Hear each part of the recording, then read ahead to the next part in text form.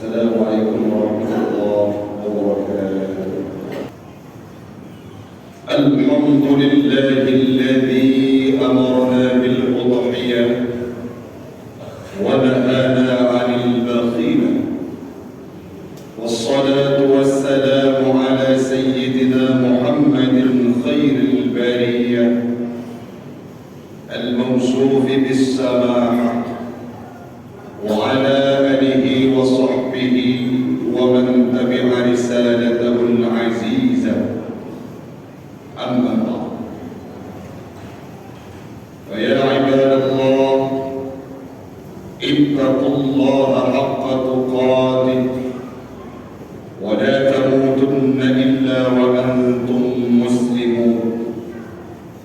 فقال الله تعالى في القرآن الكريم: بسم الله الرحمن الرحيم، إنا أعطيناك الكوثر فصل لربك وانحر إن شانئك هو الأبتر.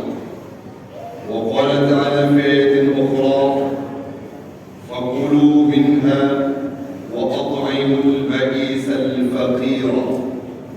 وقال النبي في الحديث: من وجد له السعة فلم يضحي فلا يحضر مصلانا. صدق الله العظيم وصدق النبي رسوله الكريم، ونحن على ذلك من الشاهدين والشاكرين. إلهي أنت مقصودي ورضاك مطلوبي، أعطني محبتك ومعرفتك. Jamaah sidang salat Jumat sekeyakinan seakidah yang kami muliakan, marilah sama-sama kita di awal perjumpaan kita pada siang yang mulia ini, kita memuja dan memuji Allah yang telah memberikan kita kesempatan untuk bisa hadir menunaikan sebuah kewajiban, yakni menunaikan sholat Jumat dalam kondisi berjamaah. Semoga Allah yang akan memberikan kita peluang satu waktu untuk bisa menghembuskan nafas terakhir berbalut tubuh kita dengan kalimat La ilaha illallah Muhammadur Rasulullah. Salawat dan salam marilah sama-sama kita hantarkan kehadiran baginda Rasulullah sallallahu alaihi wasallam, di mana Nabi merupakan seorang pribadi manusia yang sangat dermawan melebihi daripada angin yang berhembus setiap harinya.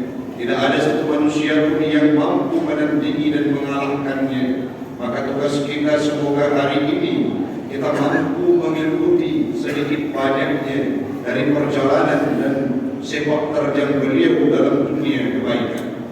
Salawat dan salam kepada Allah dan sahabat beliau sekalian, para alim ulama mutaqaddimin dan mutaakhirin yang muktabar kedua-duanya. Ya, kita hormati bersama guru kita Imam Syekh Masjid Babul Huda, dan kita hormati bersama pengurus masjid PKM, jamaah sidang salat Jumat yang tidak mungkin disebutkan namanya satu persatu. Insya Allah semuanya kita akan dimuliakan oleh Allah. Semoga hadir kita pada hari yang mulia ini, yakni Sayyidul Ayyam, yang mana mustajabah doa. Semoga Allah kumpulkan kita seperti hari ini dalam surganya Allah. Amin, amin ya rabbal alamin. Jamaah sekalian, kita sudah berada dalam bulan Zulqa'dah.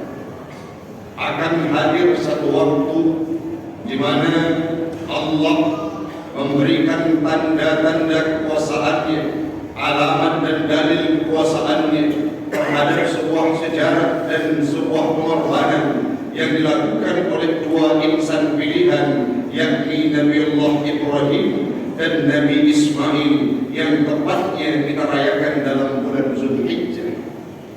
Apa perjuangan tersebut? Diberikan dengan nama Udhiyah, atau yang lebih akrab disebut dalam kehidupan kita dengan pengorbanan. Di sini perlu kita sampaikan bahwa seharusnya dan semestinya orang-orang yang berkata berKTP-kan Islam, kita yang merupakan seorang Muslim, orang-orang yang menganut pemahaman Islam, mereka adalah pribadi yang sewajarnya dididik, digodok, diberikan pemahaman bahwa akrab kehidupan mereka dengan berkorban, berinvestasi di jalan Allah, memberikan sumbangan, berderma, dan mengulurkan tangannya terhadap jalan Allah yang beliau ridhai. Tidak terkecuali dalam kehidupan kita hamba Allah jamaah sekalian, kalau kita mau menganalisa dan melihat berapa banyak ayat-ayat Al-Quran itu yang memberikan pesan wa anfiqu mimma razaqnakum, berinfaklah kalian terhadap harta yang diberikan rezeki oleh Allah dalam kehidupan kalian. Kemana jalannya? Fi sabilillah, kepada jalan-jalan yang diridhai oleh Allah Subhanahu wa ta'ala. Kalau kita mau melihat di sisi yang lain, salah satu rukun Islam yang kita kerjakan dan wajib kita lakukan, yakni menunaikan zakat. Zakat itu definisinya mengeluarkan harta yang sifatnya wajib dengan aturan tertentu.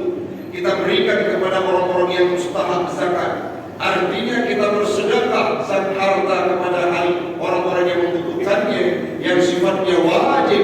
Itu merupakan salah satu aktivitas yang mesti dilakukan oleh umat Islam.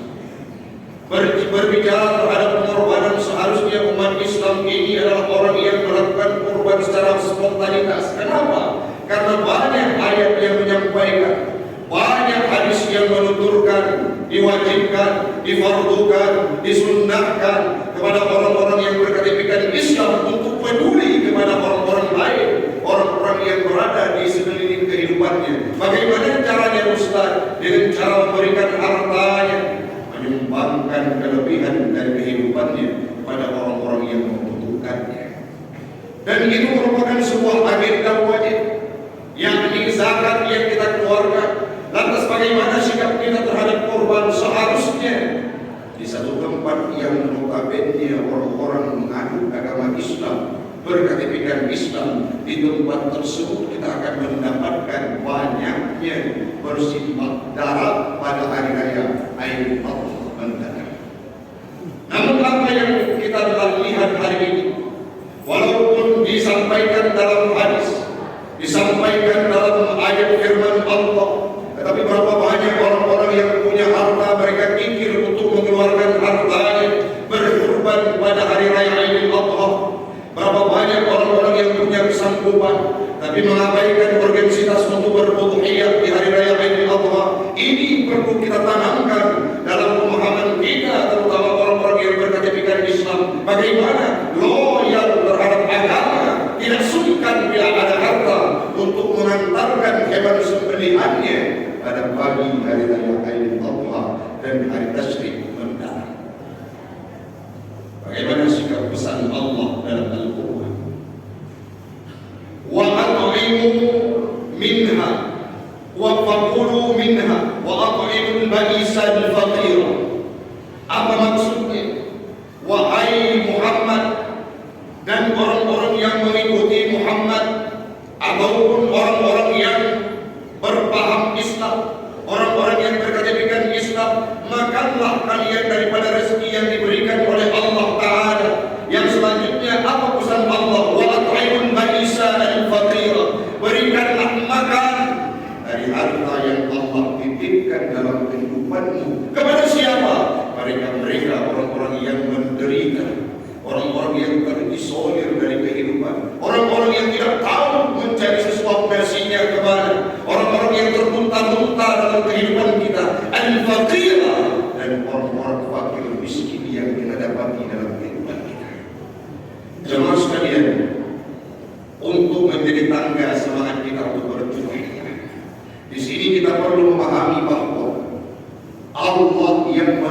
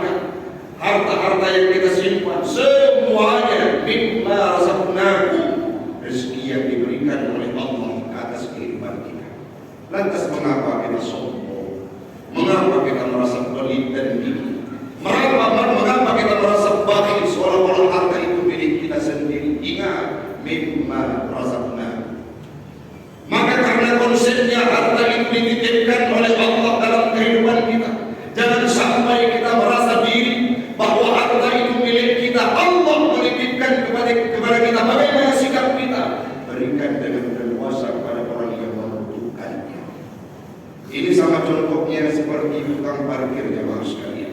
Dan ada ibrah, nasihat yang perlu kita petik di sana. Ada seorang tukang parkir, baik itu mengurus kereta orang ataupun mobil-mobil yang hadir untuk parkir di satu tempat. Apa ibrah dan nasihat yang bisa kita petik dari kehidupan mereka? Siapapun pagi datang mobil mewah, mobil-mobil kelas tinggi, tapi saat menjelang sore, mereka para tukang parkir saat pagi datang mobil-mobil mewah tidak berbangga diri, tidak merasa sombong, tidak merasa congkak, tidak merasa angkuh. Kenapa? Dalam mindset dan asumsi mereka ini hanya sekedar titipan, sehingga tidak perlu berbangga diri, sehingga tidak perlu merasa congkak dan sombong. Kenapa? Lantas nanti sore akan diambil kembali oleh pemiliknya. Saat datang para pemilik untuk mengambil mobil-mobil mewah tadi, tidak ada satu kalimat pun yang keluar dari mulut tukang parkir, jangan engkau ambil ini karena ini adalah milikku. Kenapa hal tersebut bisa terjadi? Karena tukang parkir paham bahwa mobil yang ada kendaraan yang singgah bukan miliknya, melainkan dititipkan dalam kehidupannya. Itu perlu kita adopsi dalam kehidupan hari ini jemaah sekalian. Saat Allah berikan harta dalam kehidupan kita, saat Allah hadirkan kemewahan, kecukupan dalam kehidupan kita, ingat itu sebagai sebuah titipan. Bagaimana sikap kita? Berikan semampu kita, berikan selayaknya pada tempat-tempat yang diridhai oleh Allah Subhanahu wa taala. Dalam hadis Rasul menyampaikan, riwayat Imam Al-Baihaqi dan imam-imam yang baik, man kana lahu sa'ah, siapapun yang punya kesanggupan dan kemampuan. Apa mana salah di sana Ustaz? Orang-orang yang punya harta melimpah.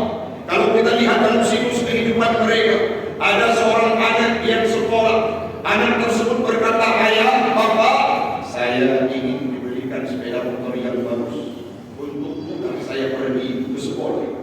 Besok langsung mereka datang ke dia untuk membeli kereta tersebut diberikan kepada anak. Itulah yang dari lumayan HP itu mana beli, laptop itu anak untuk kuliah. 1 minggu berganti waktu langsung kita berikan kepada anak. Kenapa? Karena kehidupan dunia. Tapi coba bayangkan berapa banyak perjalanan kita yang kita lakukan untuk keluar daerah, keluar kota, keluar Aceh, keluar provinsi, bahkan keluar negeri. Setiap pekan, setiap bulan, bahkan per tahun kita pergi ke luar negeri bertamasya piknik bersama keluarga. Sedangkan udhiyah dan kurban kita abaikan. Man kana lahu sa'ah, siapapun yang punya kesanggupan dan kecukupan harta, falam yudhi, tidak mau berudhiyah, kata Rasul, fala yakribanna musallana, jangan hadir mereka ke tempat kami sujud menyembah Allah. Kadang-kadang kalimat ini tidak merasa sedih bagi kita. Coba kita bayangkan, kita buat perumpamaan seperti hari ini, kita buat komparasi. Jika bayangkan bermusikun kalimatnya dukun lewali sebagai fungsi masjid yang kita cintai.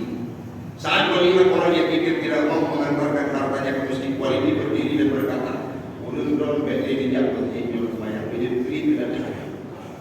Rasanya sedih berhari-hari, maka kita sampaikan kepada keluarga, belum tak akan boleh dihitam kamu hanya bijak masjid waktu karena kamu mungkin setingkat dengan manusia saja akan membuat kita sedih. Bagaimana lagi konsepnya seandainya wadainya tanya udai masa Nabi, kita punya harta, punya kecukupan, tetapi tidak mau berudhiyah. Nabi berkata dalam hadisnya, fala yahdur wala taqribanna musallana, jangan hadir ke masjid untuk sholat berjamaah bersama kami. Hinakah ini adalah yang jarang dipahami oleh orang yang punya harta jemaah sekalian. Jangan sampai kita alpa untuk memberikan dedikasi dan kontribusi sumbangsi di jalan Allah. Lantas apa faedah daripada korban tersebut? Tuan pernah belum lihat pemandangan yang seronok saat-saat menggang itu datang ataupun menjelang hari raya Idul Fitri ataupun hari raya Idul Adha. Sangat banyak anak-anak di dalam kehidupan kita ini yang mereka jangankan untuk makan daging, untuk mencari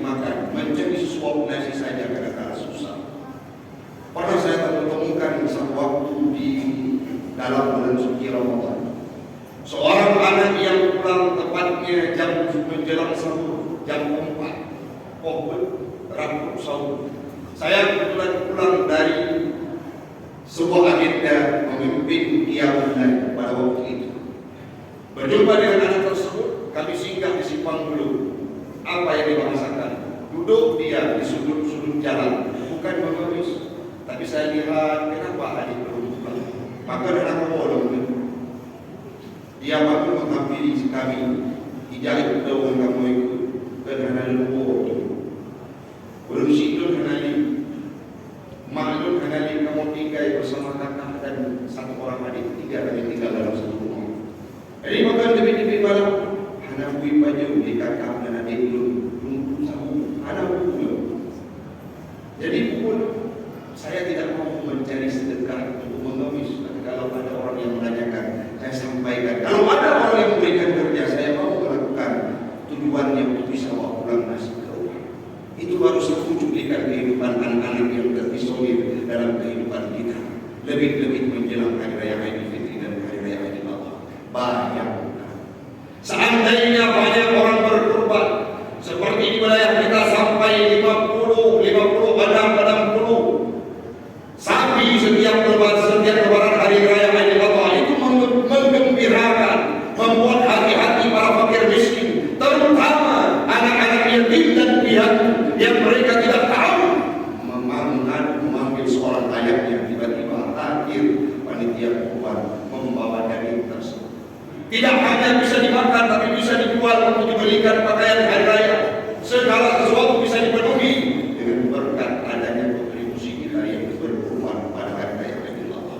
Dan ini perlu kita sikapi untuk kita tingkatkan kualitas ibadah kita di hari raya Idul Adha. Yang selanjutnya, sebagai semangat dalam kitab Syarqawi, Imam Syarqawi, Hasyah Syarqawi, beliau menunjukkan bahawa A'zimu ta'ayat fa innaha ala sirati matayat. Hal tersebut diungkapkan oleh Imam Rafi'i dan Ibnu Ruf'ah. Apa yang mereka sampaikan, besarkan udhiyahmu pada hari raya Idul Adha. Kenapa? Fa innaha ala sirati matayat.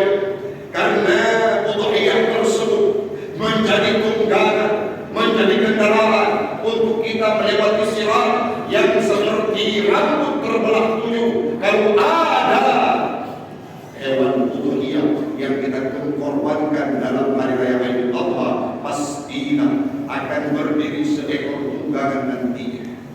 Wadene yang dibangkitkan oleh Allah Taala di padang mahsyar. Tiba-tiba kalau kita berudhiyah dulu, tiba-tiba akan berdiri seekor binatang yang tidak pernah kita lihat dalam kehidupan kita.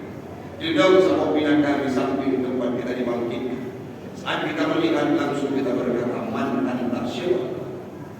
Dijawab oleh korban dari man anta siapa aku? Ma'arafah, apakah engkau tidak kenal siapa aku? Tidak. Ana kurbanuka, saya ini adalah kurbanmu.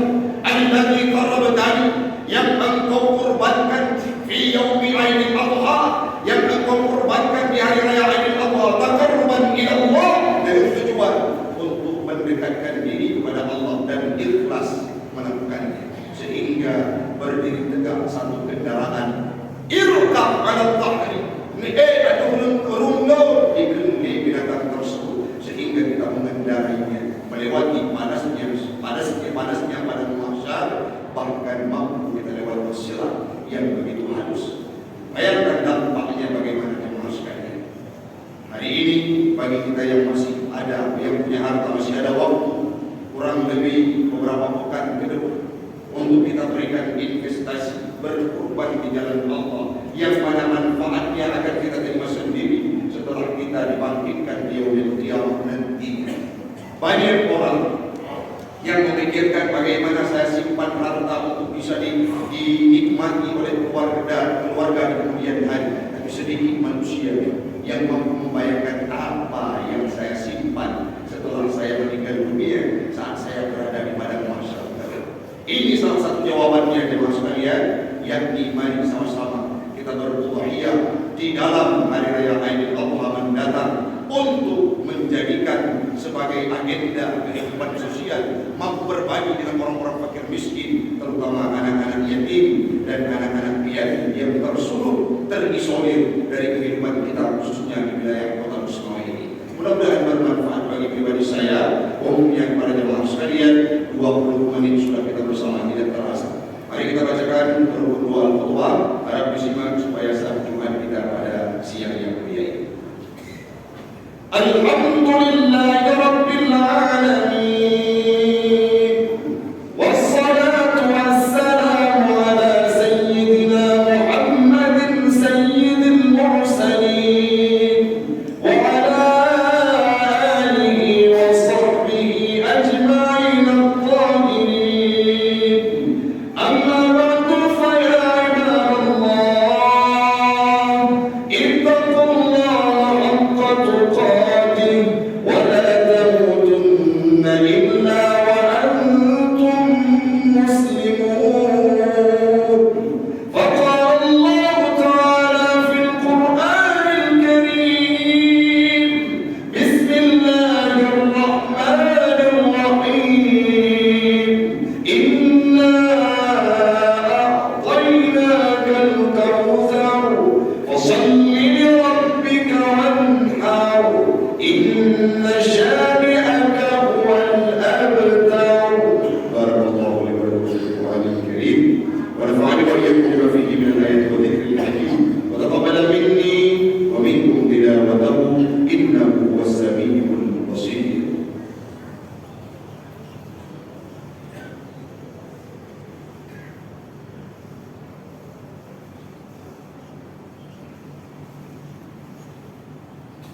Alhamdulillahilladzi amarna bil udhiyah wa nahana 'anil baghiyah. Wassalatu wassalamu ala sayyidina Muhammadin khairil bariyah wa ala alihi wa sahbihi wa man walah.